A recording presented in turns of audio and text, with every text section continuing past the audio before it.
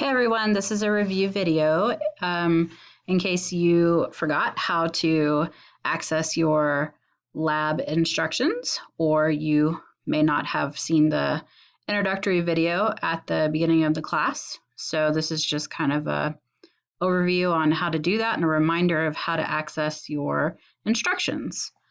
So we're on the home page. You go to Content.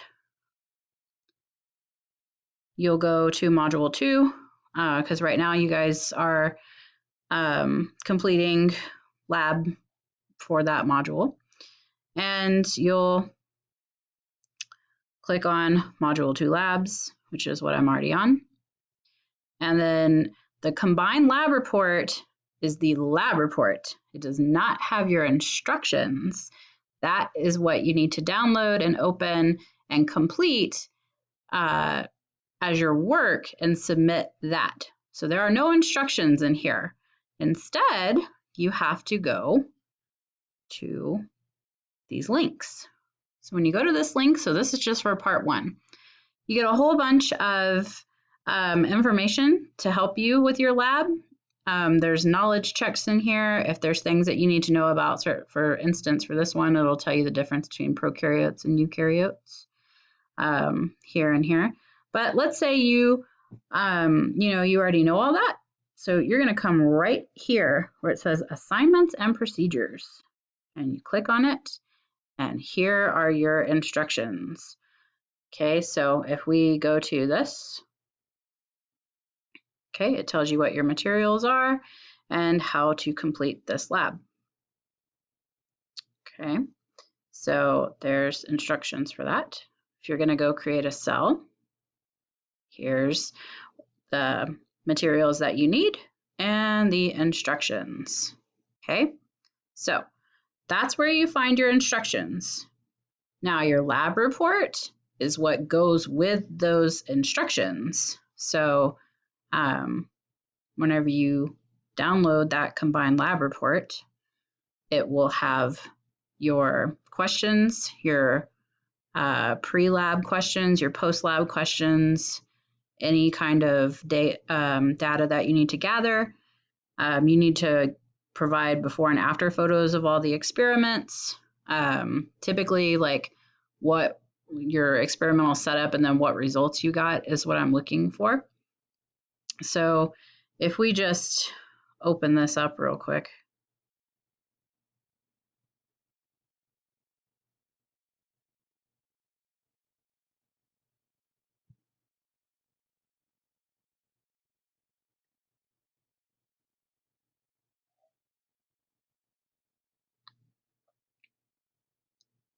So you can see that it follows exactly what your labs were in the module.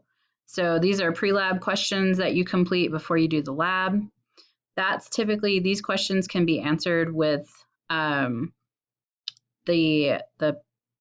part that I showed you. So if we go back here, see part 1 and how it gives you information here, you can use a lot of this information to help you answer these questions. And then if we scroll down a little bit, now we're to the actual experiment part where it was asking you to identify the cell structures, and here's that post-lab.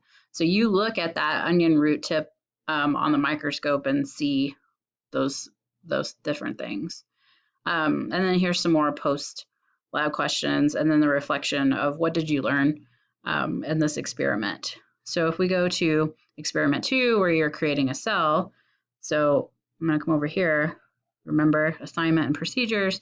Here's your experiment.